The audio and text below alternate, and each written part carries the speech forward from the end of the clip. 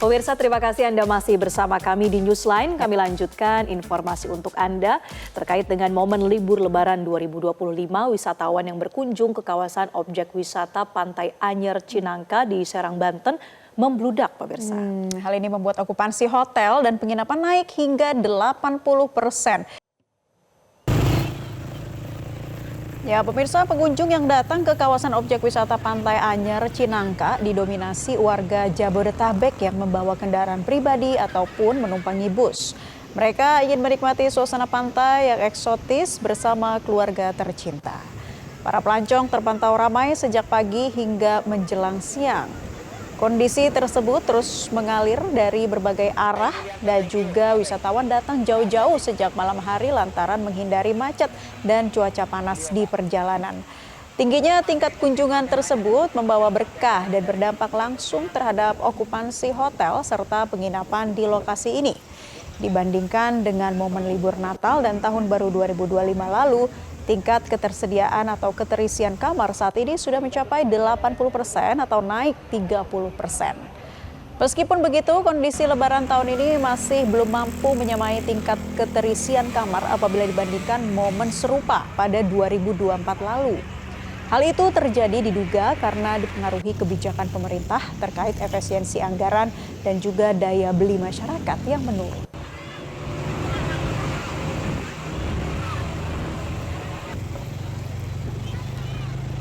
Pemirsa, banyak anggapan jika libur Lebaran tahun ini tidak semeriah tahun sebelumnya.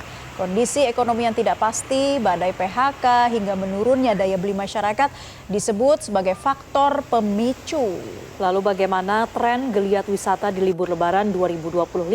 Kami akan bahas bersama Sekjen DPP Asita sekaligus Ketua DPD Asita Jawa Barat, Budianto Ardiansyah. Selamat siang, Pak Budi. Selamat siang Mbak Mila, Mbak Marcel. Ya, baik Pak Budi, bagaimana Asita melihat tren geliat wisata di tahun 2025 ini khususnya di masa libur Lebaran, apakah menurun atau meningkat dibandingkan tahun 2024? Ya, pertama-tama tentu saja pasti bervariasi ya di setiap daerah. Jadi ada daerah yang mengalami penurunan dan juga daerah yang mengalami kenaikan. Tapi overall secara umum ya kalau kita bandingkan year to year, memang di periode Lebaran tahun ini sedikit menurun ya dibandingkan dengan periode Lebaran tahun lalu. Akan tetapi ini kan masih berjalan periodenya, masih sampai tanggal 8 April nanti ya. Kita lihat mudah-mudahan apakah di weekend terakhir ini masih terjadi peningkatan atau tidak ya. Tapi dari beberapa laporan yang kami dapat ya, terutama di beberapa daerah destinasi wisata unggulan ya, seperti di Bali, kemudian Yogyakarta, dan juga di Lombok memang mengalami penurunan. Ada beberapa hal yang mungkin mendasari penurunan ini. Yang pertama adalah seperti yang dikatakan tadi adalah daya beli masyarakat menurun ya. Dan kita tahu bahwa dari periode Natal, Tahun Baru, kemudian Imlek itu terus menerus libur ya. Kemudian lanjut lagi dengan puasa dan Lebaran. Jadi ada kemungkinan memang spending daripada masyarakat ini sudah cukup banyak dari libur beberapa kali kemarin ya, sehingga tahun ini agak menurun. Kemudian yang kedua adalah ada kemungkinan beberapa masyarakat, terutama di daerah Bali misalnya ya, masyarakat yang menggunakan kendaraan sendiri ke Bali, mereka mungkin cukup trauma dengan kemacetan yang pernah terjadi di Bali pada tahun lalu ya, sehingga mereka menghindari menggunakan kendaraan sendiri.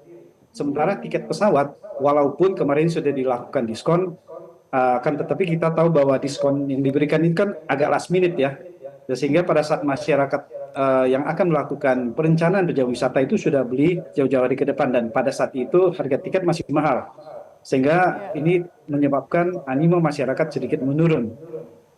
Kurang lebih begitu Mbak.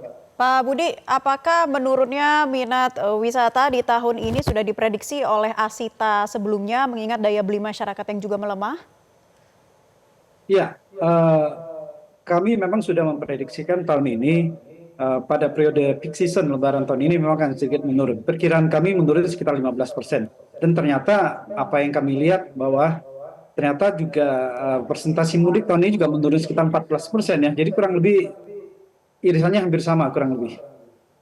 Baik. Baik, memang sudah terprediksi dari situasi ekonomi terkini. Pak Budi, kalau kita bicara spesifik misalnya terkait dengan okupansi hotel, seberapa signifikan terjadi penurunannya Pak untuk okupansi hotel? Nah, untuk tingkat hunian hotel, kami juga mendapatkan informasi dari kawan-kawan PHRI, tahun ini juga terjadi penurunan 20%. Sekali lagi year to year ya. Jadi kalau kita lihat pada saat libur Lebaran memang naik ya, tapi naik dibandingkan dengan periode sebelum Lebaran itu udah pasti ya, karena Lebaran adalah liburan. Tapi kalau year to year kita bandingkan kemudian turun sekitar 20%. Tapi hal ini juga sebenarnya masih menjadi pemantauan kami juga apakah memang wisatawan itu tidak memakai hotel atau menurun pemakaian hotel atau mereka menggunakan, sekarang kan banyak sekali ya guest house yang tidak terdaftar ya, apakah wisatawan tersebut tinggal di tempat itu atau bukan, ini jadi masih kita amatin ya. Baik, Pak Budi, kalau menurut Asita sendiri, tren wisata apa sih yang sedang naik daun tahun ini? Apakah slow travel dan juga wisata spiritual ini memang menjadi puncaknya di tahun ini, dan bagaimana Asita melihat pola perubahan pemesanan tiket seperti ini?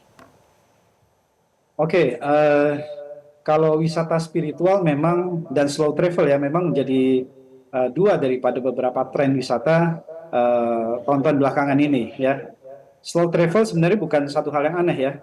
Sebenarnya tahun-tahun lalu dulu pun beberapa negara yang wisatawannya sangat tinggi ya, seperti katakanlah di Swiss, Amerika dan sebagainya, memang mereka menjual mono country ya. Jadi khusus misalnya kalau berlibur ke Swiss saja ya sampai detail-detailnya. Dan itu sebenarnya sangat menarik dibandingkan memang daripada hanya mencok-mencok dari satu negara ke negara lain ya. Begitu juga Amerika dan sebagainya. Di Indonesia punya potensi yang sama karena kita punya destinasi yang luar biasa dari Sabang sampai Merauke. Nah, dalam skala yang lebih kecil di tingkat provinsi atau kota, sebenarnya kita juga bisa menjual travel ini kan baik. Contoh misalnya Bali. Bali itu kalau misalnya kita mau sampai detail itu bisa, saya rasa lebih dari seminggu ya. Satu Nggak minggu bisa habis. tidak cukup untuk eksplor Bali dengan Iya. dengan cukup banyak. Termasuk juga misalnya Jawa Barat, Jogja dan sebagainya. Nah, event-event tren-tren beginilah yang sebenarnya harus dimanfaatkan oleh pelaku wisata, oleh Biro Perjalanan Wisata, oleh pemerintah daerah untuk bisa menjual daerahnya. Caranya bagaimana? Membuat event sebanyak mungkin supaya wisatawan length of stay dari pariwisata itu lebih lama. Ya, wisatawan lebih betah tinggal di tempat tersebut karena banyak aktivitas yang harus mereka lakukan. Termasuk juga masalah wisata spiritual, memang tidak berkaitan dengan agama.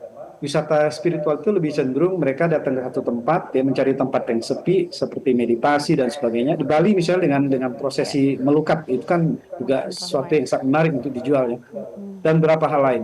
Nah, tanggapan kami adalah bahwa pelaku wisata, terutama Biro Perjalanan Wisata, harus mulai mengambil peluang ini untuk bisa menjual kepada wisatawan dalam paket-paket yang lebih menarik. Jadi supaya wisatawan ini tidak pernah kehilangan interest ya atau keinginan untuk kembali mengunjungi wisata di Indonesia. Baik. Nah, Pak Budi, kalau mengevaluasi dari bagaimana realisasi minat wisata di libur Lebaran ini, apa yang ke depan akan dilakukan oleh para pelaku di industri pariwisata ini untuk kembali meningkatkan minat warga berwisata? Ya, sekali lagi tentu saja kolaborasi antara pelaku pariwisata dengan pemerintah daerah setempat ataupun dengan Kementerian Pariwisata. Ini sangat penting mengingat bahwa kekayaan wisata Indonesia ini sangat besar. Cuma masalahnya kita belum eksplor semua, kita belum bisa mengkomersilkan semua. Jadi kalau hal-hal itu seperti itu kita lakukan terus-menerus. Jadi yang paling penting adalah bagaimana destinasi wisata itu bisa dilakukan secara terus-menerus ya, atau ditambah secara terus-menerus. Termasuk juga daya tarik wisata dan juga festival-festival atau event-event yang ada di setiap daerah. Saya percaya dengan kegiatan-kegiatan atau event yang terus-menerus di setiap daerah, wisatawan tidak akan pernah bosan untuk berkunjung ke Indonesia. Jadi itu yang harus dilakukan. Jadi jangan sampai kemudian wisatawan yang datang 10 tahun yang lalu, kemudian mereka datang lagi, yang dikunjungi itu lagi. Ya, jadi kan ini jadi tidak menarik. Jadi alangkah baiknya kalau kemudian juga kita melihat potensi daripada destinasi yang ada di Indonesia, termasuk juga segala macam matriksnya kita kembangkan dan kita promosikan supaya itu menjadi daya tarik baru bagi wisatawan. Karena ya wisata sekali lagi harus berkelanjutan. Ya, Pak Budianto, jadi meskipun tadi tingkat okupansi hotel menurun, tren perjalanan wisata juga menurun di libur lebaran kali ini, tapi ternyata juga memberikan dampak tersendiri ya bagi sektor pariwisata dan juga perhotelan setiap kali libur lebaran setiap tahun ya, meskipun menurun, Pak Budi. Iya pasti. Jadi setiap peak season periode Lebaran ini juga pasti akan memberikan dampak bagi perekonomian karena pariwisata selalu memberikan efek domino bagi perekonomian ya, terutama bagi UMKM tentu saja. Cuma kalau year to year kita bandingkan sekali lagi mungkin tahun ini tidak terlalu maksimal ya. Kita harapkan, tapi sekali lagi harapan kami adalah bahwa kita masih punya sampai akhir pekan ini. Mudah-mudahan akan terjadi lonjakan dan semua pelaku pariwisata bisa menikmati hasilnya dengan lebih baik.